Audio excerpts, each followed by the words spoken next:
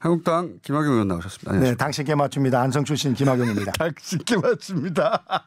안성에게 이사 오시는 분들 그리고 이사 오는 기업들에게 잘 맞춰서 안성 맞춤 서비스를 하겠습니다. 안성이 지역구십니다. 그래서 안성 맞춤. 이거부터 얘기해 볼게요. 마침 저희가 2부에 법무부 장관을 모셨기 때문에 거기 이제 패스트트랙 얘기도 나오고 또 공수처법원 얘기도 나오는데 패스트트랙 얘기 중에 우선 먼저 선거법 관련해서 자유한국당을 제외한 사당이 패스트트랙으로 선거법을 올릴 수도 있다. 물론 지금 바른미래당 쪽에서 약간 불협화음이 있는 것 같습니다. 그래서 될지 안 될지 모르는데 자유한국당은 이 패스트트랙 선거법 패스트트랙에 대해서 어떻게 생각하십니까? 그리고 이어서 바로 제가 공수처 여쭤볼 거예요. 예, 알겠습니다. 우선 국민 여러분들이 이걸 아셔야 됩니다. 선거법을 바꾸는 것은요.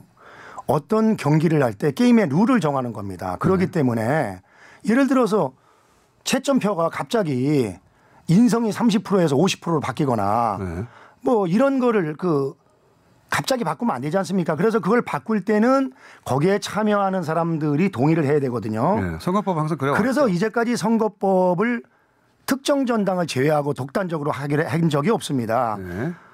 그렇기 때문에 저는 원천적으로 지금 이 패스트트랙 제도를 쓰는 것은 옳지 않다고 보고요. 선거법에 패스트트랙을 쓴 건 맞지 않다? 네, 맞지 않고 다만 이제 정개특위위원장이 보통 여당 몫인데 이번에는 이제 민주당에서 심상정 정의당에서 의원님에게 양보를 해가지고 어쩌면 소수 정당의 대표 주자인 심상정 의원님이 위원장을 맡았기 때문에 당연히 연동형 비례대표 제도는 소수 정당에 유리한 제도이기 때문에 관찰하고 싶은 욕심이 많은 거 저 인정합니다. 그리고 또 저희 당 입장에서 반대를 할 수밖에 없는 것은요. 아시는 것처럼 정의당이나 민평당 같은 경우는 당 이름만 틀리지 우리 당에 별로 도움이 안 되는 정당들이거든요. 자유한국당에는. 그렇지 않습니까? 뭐 표결을 할 때 다 민주당 쪽으로다가 서시는 분들이기 때문에 항상 그런 건 아니지만 대체로. 대체로가 아니라 99.9%. 그렇습니다. 아닌 것 같은데. 하여튼 그래서 결국 정의당이나 민평당 의원님들 숫자가 늘어나는 것은 저희로 봤을 때는 수용하기 쉽지 않은 문제거든요. 그렇기 때문에 기본적으로 그러는 거고 물론 이제 양당이 지금 여러 정당이 다 이견이 있죠. 민주당도 말은 이렇게 했습니다만 내부적으로다가는 이 제도를 찬성하지 않는 의원님들이 많은 것으로 알고 있고요. 있긴 있습니다. 저도. 네, 표면에 나타난 것은 이제 바른미래당 같은 경우는 뭐 아주 극명하게 심지어는 어떤 의원님은 본회의장에서 아예 반대한다는 것을 피켓 시위를 특히 바른당 출신 보수 성향의 의원들이 반대를 많이 하죠. 한 적도 있고 그렇기 때문에 여러 가지로 심상정 위원장님의 의혹은 제가 충분히 이해를 합니다만 그럼에도 불구하고 패스트 트랙이 아닌 좀 더 새로운 어떤 합리적인 안을 서로 양보해서 이끌어냈으면 하는 생각을 가지고 있습니다. 그런데 그러면 진작부터 그 논의를 열심히 했어야 되는데 자유한국당 논의를 안 했잖아요. 그건 사실 아닙니까? 솔직히 말씀드리면요. 이 선거법 관련해 가지고 1년 전 지켜가지고서 된 적이 단 한 번이 없습니다. 대개 선거가 다가와야 되는데 그만큼 이것은 각 당에게 있어서 아주 중요한 거기 때문에 쉽사리 하기는 어렵다. 다만 이제 민주당 입장에서는 야상당의 공조를 이끌어내야 되는데 그러기 위해서는 그걸 나몰라라 할 수는 없거든요. 그렇기 때문에 아주 축소해서 민주당 입장에서는 또 바뀌었죠.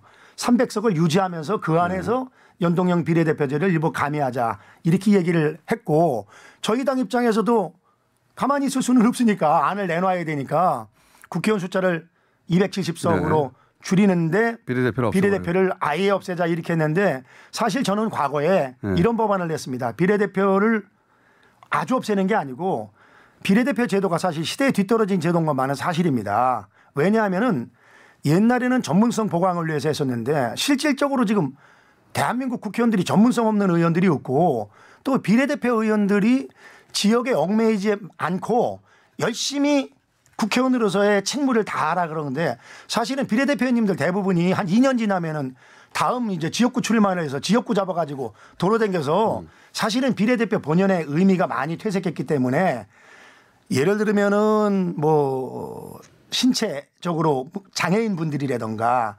아니면 뭐 다문화 가정이라든가 청년들이라든가 이런 분들을 위해서 일정 부분 비례대표는 필요하지만 지금처럼 굳이 각 전문 분야를 대표하는 사람들을 뽑는 것은 저는 무의미하고 그것이 실질적으로 제도가 완벽하게 적용되기가 어렵다. 다시 말씀드리면은 본뜻과 다르게 특정 권력자가 자기 사람을 심을 수 있는 수단으로다가 악용될 소지가 대단히 많기 때문에 그런 점들을 잘 감안해서 조정을 하면은 뭐 그래도 일부 틈이 열리지 않을까 그런 생각을 가지고 있습니다. 어쨌든 다른 당은 다른 당 입장을 또 그 자기 시간에 말하니까 자유한국당 입장을 제가 경청하는 중이고, 예, 제가 직접 반론하지는 않겠습니다. 뭐 저에 대해서 늘 불만이 많으신 느낌을 가지고 있습니다. 아니 항상 불만이 많은 건 아니고 불만이 있을 때도 있습니다. 네, 알겠습니다.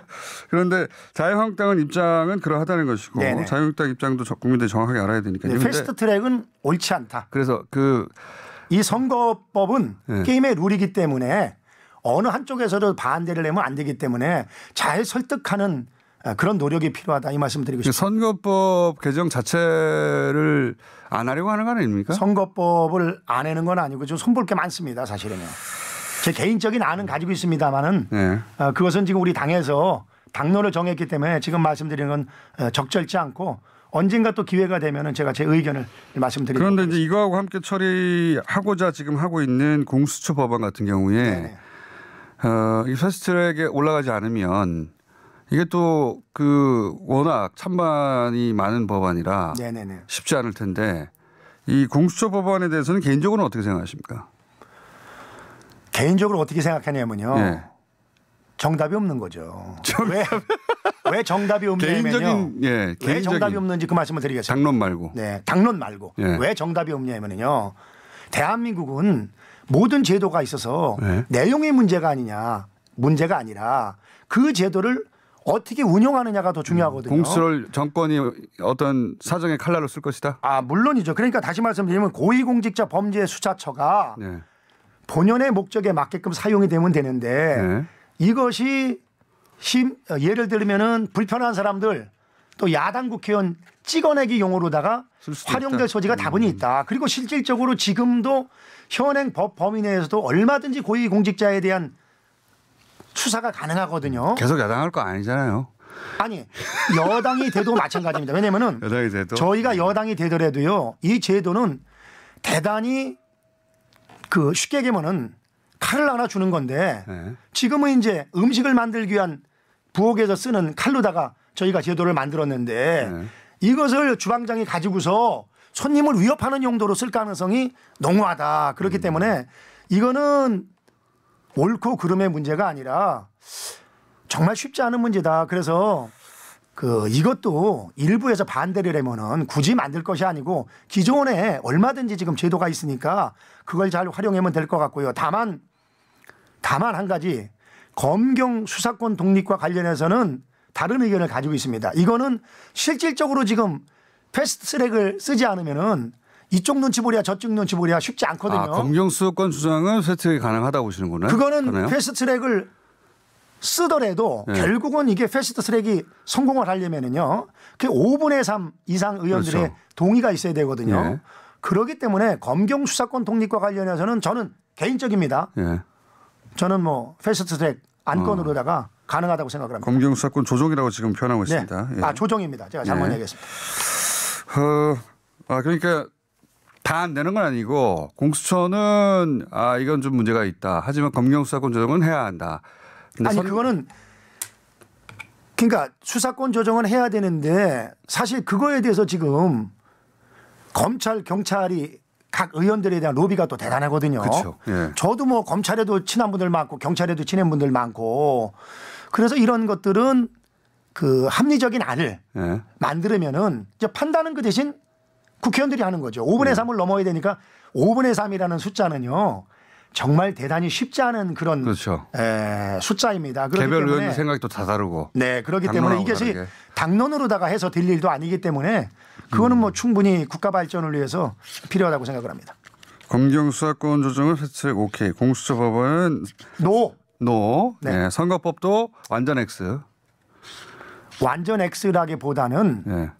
게임의 룰이기 때문에 패스트트랙 대상이 안 된다 이거죠. 알겠습니다. 네. 자. 이거 가지고 또 문자 올까 겁나네. 아니요, 문자는 그거 왜 자주 옵니다. 네. 나경원 원내대표가 최근에 자유한국당 입장에서는 홈런을 쳤고 그리고 어제 근데 좀 정정하고 싶습니다. 예. 일반 홈런이 아니라 말로 홈런입니다. 말로 홈런. 네. 자유한국당에서 바라보는 나경원 원내대표의 수석 대변인 발언이 말로 홈런인 이유를 설명해 주십시오.